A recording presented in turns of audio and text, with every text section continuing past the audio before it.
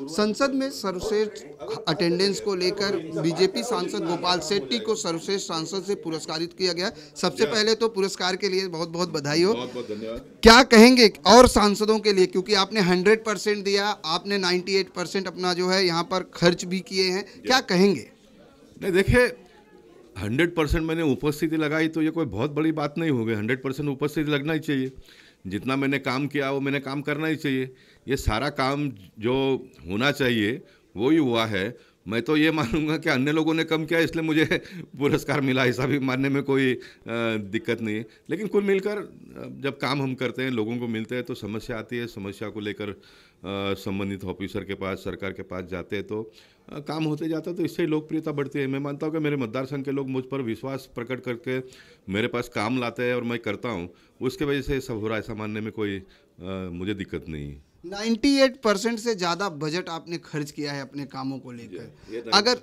अगर बात की जाए तो अन्य सांसद की अपेक्षा गोपाल शेट्टी को किस तरह से लोग, कैसे, कौन सी नीति है गोपाल शेट्टी की जो लोगों के बीच जाते हैं और इतना बजट खर्च होता है? नहीं, ये तो 98% तो जो मुझे सांसद का निधि मिलता है वो बजट खर्चा हुआ है।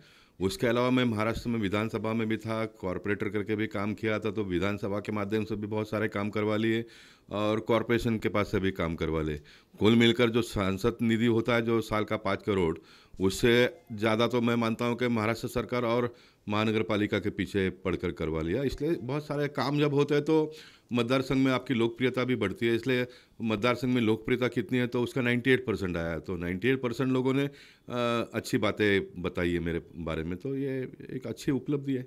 2019 के चुनाव को किस तरह से देखते हैं, क्योंकि लगातार जो है आरोप और प्रत्यारोप चल रहा है और अब पार्टी में प्रियंका गांधी भी कांग्रेस में आ चुकी हैं, क्या कहेंगे? कांग्रेस जो है प्रियंका गांधी भारी पड़ेंगी 2019 में? देखिए, प्रियंका गांधी को पार्टी में लाकर कांग्रेस ने ये बता दिया कि उनके पास कोई सक्षम नेतृत्व नहीं है।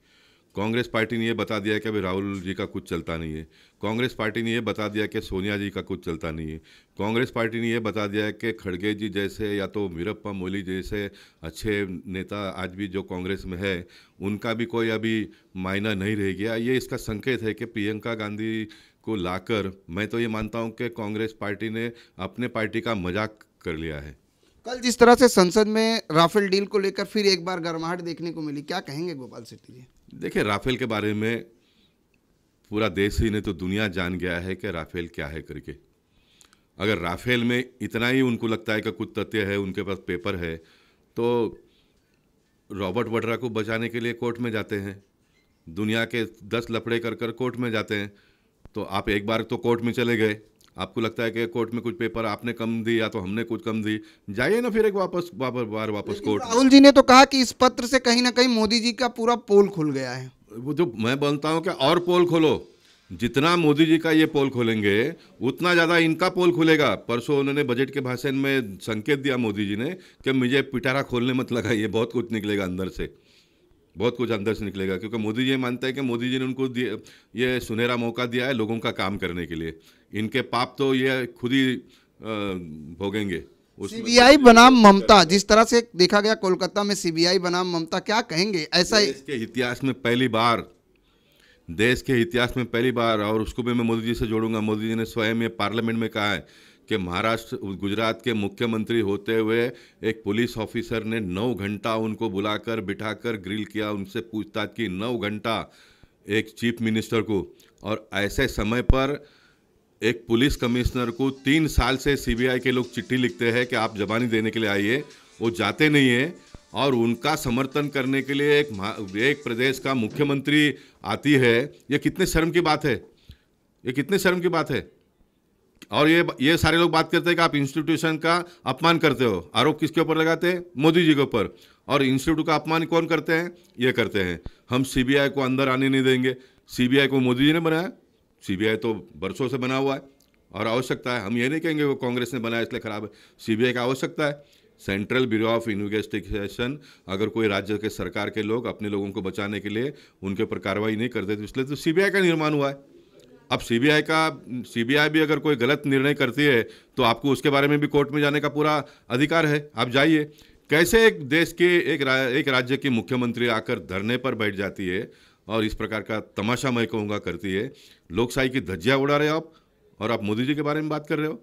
2019 का चुनाव बिल्कुल अब चरम पर है, 2 महीने बचे हैं। ऐसे में क्या कुछ तैयारी की जा रही है उत्तर मुंबई की तरफ से? उत्तर मुंबई को तैयारी करने की कोई आवश्यकता नहीं है। देश में कहीं पर भी किसी को तैयारी करने की आवश्यकता नहीं है। भारतीय जनता पार्टी को भी बहुत कुछ करने की आवश्यकता नहीं है। चुनाव जब आता तो ये प्रोसेस है और प्रोसेस के मुताबिक हम लोग काम करते हैं। इस बार का चुनाव पहली बार जनता बनाम विपक्ष होने वाला है। पहले कांग्रेस और बीजेपी की लड़ाई होती थी, अन्य अन्य दलों के साथ में सत्ता पार्टी की लड़ाई होती थी, लेकिन देश में 2019 का चुनाव पहली बार जनता और विपक्ष के साथ में होने जिस वाला तरह है। से अंतिम बजट आया, अंतरिम बजट पेश हुआ, उसमें किसानों को ध्यान में रखा गया, युवा वर्ग को ध्यान में रखा गया, इनकम टैक्स में काफी राहत दी गई, लेकिन विपक्ष पूरी तरीके से इसको चुनावी जुमला करार दे रहा है। अब विपक्ष के पास तो कहने के लिए कुछ मुद्दा ही नहीं है। अब क्या आप मानते हो? आप लोग नहीं मानते हो, मीडिया के लोग नहीं मानते हैं। विपक्ष को जो कहना हो कहने दो। एक मीडिया, कोई तो आप मुझे बता दीजिए कि एक मीडिया ने कहा कि चलो कम से कम 6,000 तो दिया, आप लोगों ने तो कुछ भी नहीं दिया। ये कोई मीडिया वाला पूछता है? मीडिया भी नहीं पूछती है। क्या है, जनता को नहीं मालूम पड़ता है लोकशाही क्या करके? आपने तो कुछ भी नहीं दिया ना भाई साहब। हमने तो 4.5 साल में जो जो देना है वो दिया ना। हमने कोई कम तो नहीं किया। आपने इतने साल राज चलाए, आपने तो कुछ नहीं दिया, हमने तो कुछ तो दिया।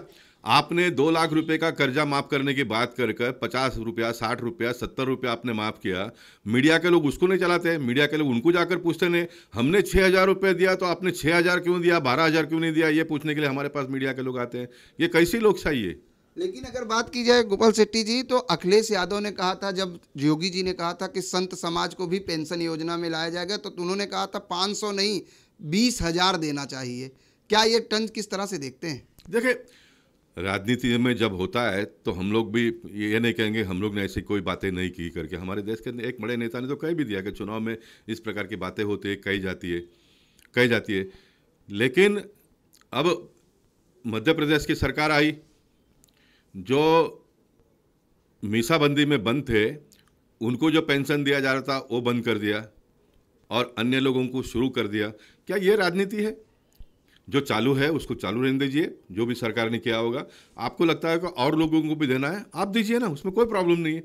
लेकिन ये कौन सी मानसिकता है कि एक का बंद करने का और दूसरे का शुरू करने का, यानी दो समाज के बीच में टकराव पैदा करने का काम अगर कोई भी राज्य सरकार काम करती है तो ये देश के लिए अच्छी बात नहीं है। जिस तरह से महाराष्ट्र में केंद्र में शिवसेना बीजेपी सत्ता में साथ है, युति को लेकर अभी भी आरोप प्रत्यारोप चल रहा है। वहीं राम मंदिर को लेकर खुद शिवसेना पक्ष प्रमुख उद्धव ठाकरे ने भी मोदी और बीजेपी दोनों पर निशाना साधा था। क्या लगता है 2019 के चुनाव में युति रहेगी? देखिए, जिसको जो कहना है वो कहने दो। हर पार्टी का अपना एक विचार होता है, हर पार्टी के लोग अपना अपना विचार प्रकट करते हैं, लेकिन प्रकट का किया हुआ विचार देश के लोग सुनते हैं। इस बात का भी हमको थोड़ा डर होना चाहिए। इसलिए भारतीय जनता पार्टी जो भी कहती है वो नाप तोल कर कहती है। हमको देश के लोगों ने एक अधिकार जिम्मेदारी दी है, उस जिम्मेदारी को हम निभाते हैं। राम मंदिर का मुद्दा हो, किसानों का मुद्दा हो, देश में अनऑर्गेनाइज सेक्टर में काम करने वाले इतने बड़े समाज के लोगों का मुद्दा हो, सभी मुद्दों को स्पर्श करते हुए आने वाले दिनों में देश के लोगों को न्याय देने का काम किया है। हम यह कहते हैं ना कि ये करने से सब कुछ ठीक ठाक हो जाएगा, और करने की आवश्यकता है। मौका जितना समय का मिला उतना हमने काम किया, पब्लिक मौका देगी और इसके आगे करेंगे। गोपाल शेट्टी जी, 4.5 सालों में अगर उत्तर मुंबई बात करें लोकसभा क्षेत्र की, तो जैसे 98% आपने खर्च किया, लेकिन उसमें कई प्रकार के आपके ऊपर आरोप भी लगे हैं। उन आरोपों को जो करने वाले उनको क्या कहेंगे सर? कई बार ये कहा गया है गोपाल शेट्टी जी के पास कि भूमि अधिग्रहण का एक मामला मैदान का आया था, ऐसा तमाम कई आरोप लगे थे, उसको लेकर क्या कहेंगे? भूमि अधिग्रहण का मामला जनता हित के लिए जितने भी खाली ज़मीन पड़ी है, जो रिजर्वेशन है, सरकार के लोग मुझे परमिशन देंगे तो मैं परमिशन लेके विकास करूंगा। परमिशन अगर नहीं देते हैं तो जनता को मेरे साथ में लेकर मैं विकास करूंगा। ये मेरा सिस्टम है, ये मेरा स्वभाव है, ये मेरा स्टाइल है, और ये स्वभाव, सिस्टम और स्टाइल लोगों को अच्छा लगता है। जब तक लोगों को अच्छा लगता है तब तक मैं करते रहूँगा।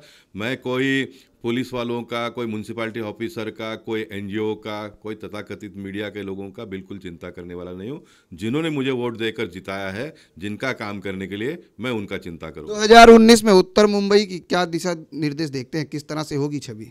देखिए, 2019 के चुनाव में हमने जो काम किया है वो हम जनता के सामने ले जाएंगे। मैं आज भी इस बात का दावा नहीं करता हूँ कि सब काम खत्म हो गए, बहुत सारा काम करना है। सारे कामों को ध्यान में लेकर आने वाले दिनों में और अच्छा काम करके लोगों को अच्छी सुविधा कैसे मिले, उसके लिए मैं कार्यरत रहूँगा। यानी विकास का एजेंडा होगा, विकास का ही विकास, ओनली विकास। विकास और विकास के आड़े में जो भी आएंगे उनको उनकी जगह दिखाने का काम करेंगे। धन्यवाद हमसे बात करने के लिए। 2019 का जो एजेंडा होगा वो विकास का एजेंडा होगा, और विकास के एजेंडे के आड़े में जो भी कोई आएगा उसके लिए गोपाल सेट्टी तैयार है। कैमरामैन सदानंद सेट्टी के साथ प्रदीप शर्मा, इन 24 न्यूज, मुंबई।